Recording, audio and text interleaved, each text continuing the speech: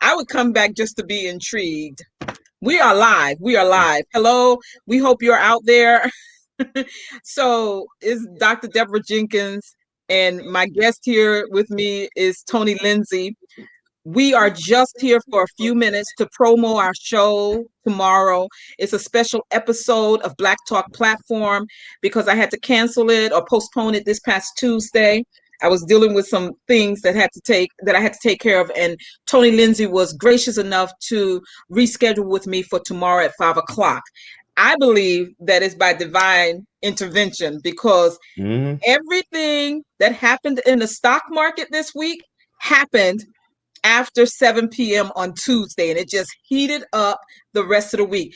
Tony, tell the people, they're happy to see you back. Yeah, look, we're happy to have you. We got a lot of stuff to talk about because a whole lot of stuff happened this week. Tony, take it away. Let's tell them what we're talking about tomorrow at 5 p.m. on Facebook Live and right here on YouTube. Go on, Tony. Welcome, welcome. Well, thank you for that wonderful introduction. But I mean, what we're basically talking about is financial literacy, and you know, there's been a lot of there's been pretty much an awakening that I've been seeing ever since the pandemic of people being a lot more interested in investing, building wealth, whether it be in real estate or the stock market, and it's actually very exciting for me. And I've noticed so much interest on social media, in my personal circles, and I think it's a wonderful thing. But it is probably a good thing that we had to postpone last week because of the events that we saw that took place right now with this Wall Street bets, this Reddit uh, movement. Yep. And I think we should use this time tomorrow to explain to people the ins and outs and the dangers of what we're seeing right now, because I know it looks very exciting to a lot of people, all of the hearing all the stories of all the money that's being made. But we have to also understand that while a lot of people are making money in this volatile market, a lot of new investors are also losing a lot of money. So we should just talk a little bit about some of the strategies and that we should take in order to become better informed investors and or traders. So go ahead. No, I appreciate you saying that. I know I jumped into one of your private Zooms this week because it was very exciting, everybody who's listening, to see for me, and I just put the little teaser in there. Did the people win this past week with the whole Reddit movement, throwing the establishment of the stock market for a loop? And so I'm all for that. I'm all for that. But like Tony said, if you're a new investor, you have to be very careful. You really have to educate yourself, and Yeah. that's why we sort of defer to Tony for that type of education. Even in your private group, you were trying to tell us when to buy, when to sell, and a Mhm. couple of us, like myself, was like, no, no, no, I'm gonna hold. I'm gonna hold. Uh-huh. So, Uh-huh. and everybody, I did hold, but that might not have been the best thing, and it's because of perspective. We were talking about a couple of different companies, but one of the ones that I told him I'm gonna hold is one of the ones that they were talking about, Well, and that saw a AMC. lot of change. AMC. AMC, trying to leave them something for tomorrow because I don't want anybody to go into their accounts tonight without the benefit of this enough information to make a sound decision. But yes, everybody, AMC, Tony knows that that's my baby. That's my baby stock, and I'm emotionally tied to it. But is that enough? It should we be Mm, investing emotionally? And mm. I'm telling you, he was telling us get out, get out, get out. And several of the people probably did do that. But I'm just a hard head and I'm emotionally tied to this stock. Should I be tied to this company like this? Well, there is a ray of hope. Um, in She needs a There's loop. a ray of hope because I remember when we were having that conversation. It was a private group conversation, and if you remember, we were like debating with one of our friends in there, and she had like made like a whole lot of money in there, and I was like, "Come on, get out now, now!" I And remember there's a lot of she made a pushback, lot. Hmm. but she did sell her shares, and Okay. right after that, uh, the next day, the value of the shares tanked by like 50%. Wow. So all of the gains that she had made, she would have lost. So Mhm. so those are decisions that are made, when you're, let's say, swing trading. And then we Mhm. should talk about the differences between day trading and swing trading and investing.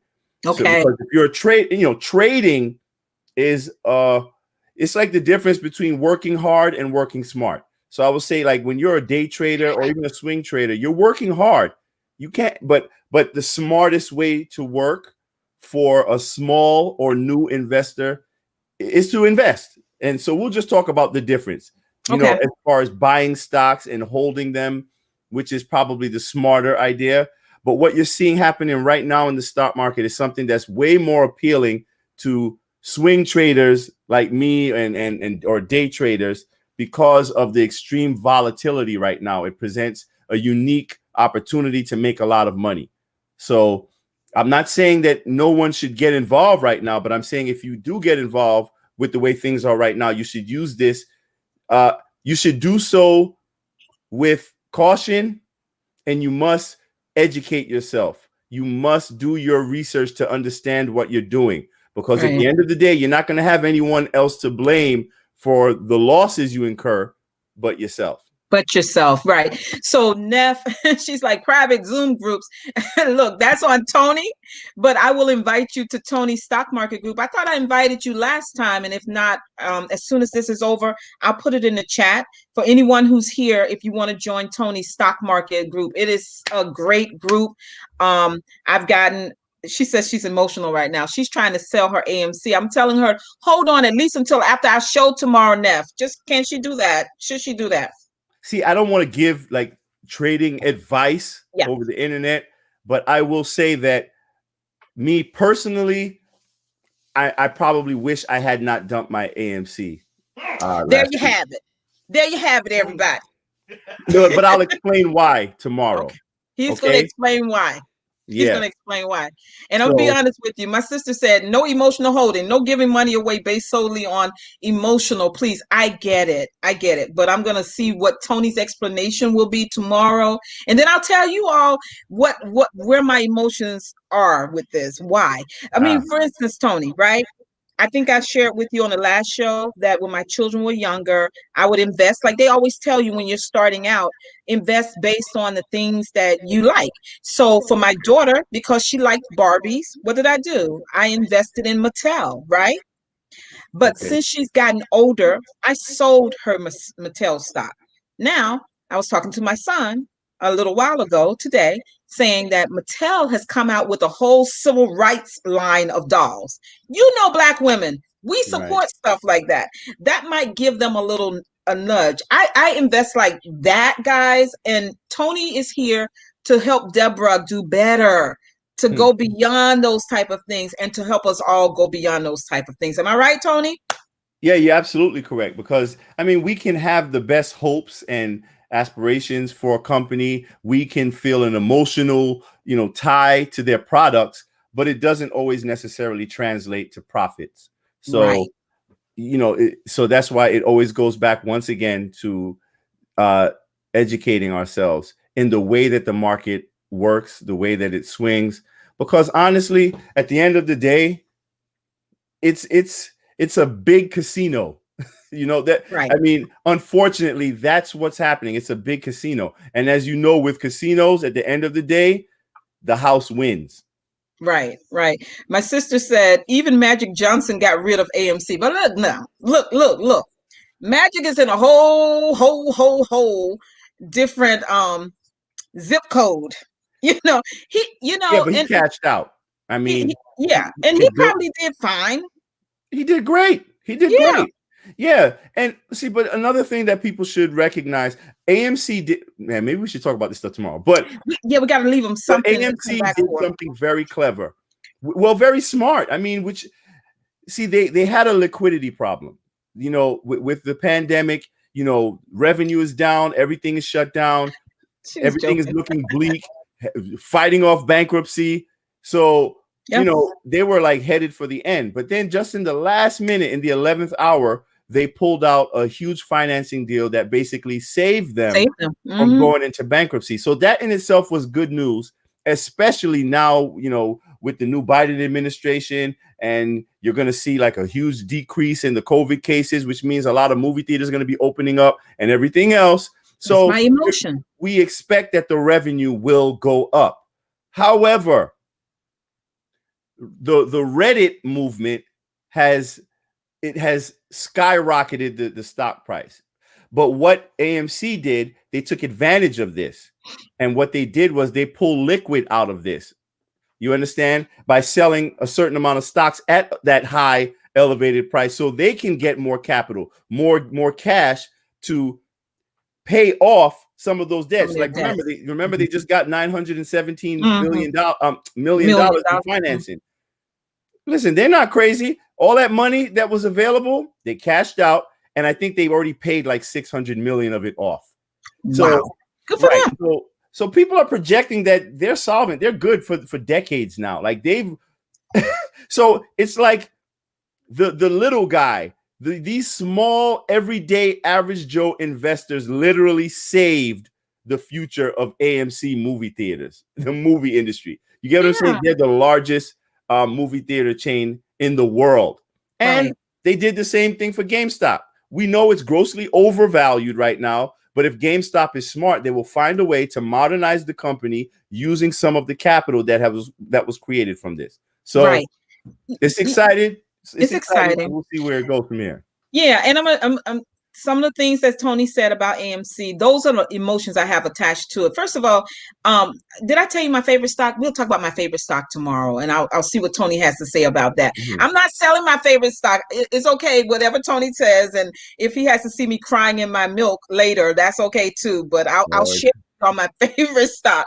But many of the things Tony has said, that's how my emotions are tied to it. Now, in terms of the Reddit movement, y'all know, those of you who are frequent to my show, you know I'm a social justice fighter. All I see is social justice for the little guy, you know, and that's why I support this Reddit movement, but not without some study. And I appreciate people like Tony, who he doesn't give stock advice. He's just telling us what he does and what he would do. And I'm making that disclaimer because we don't want anyone listening to us to say, well, Deborah and Tony told us to do this. Told you to pay to buy this stock or anything like that. I'm not going to ever tell you what to buy, what to invest in, but I can tell you, you know, what you should do before you make those decisions. And that's what's most important.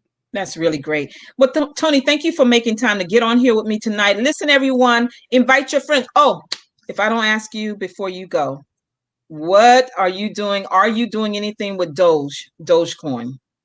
And we're talking about cryptocurrency now, guys. And we may not get too deeply into that tomorrow. Right. But someone asked me to ask you, what are your thoughts about Dogecoin? Well, honestly, you know, there's no like real value behind Dogecoin, which is funny. And it actually started off kind of like as a joke. But I did go in on Dogecoin. I mean, see, I'm actually part of the Wall Street Bets group. So I follow what's going on. I follow the chatter. I know where things are moving for the most part. But I had a feeling that the actions that Robinhood took, I think what it did was it further solidified, you know, everyone's feeling on why a decentralized trading system is necessary.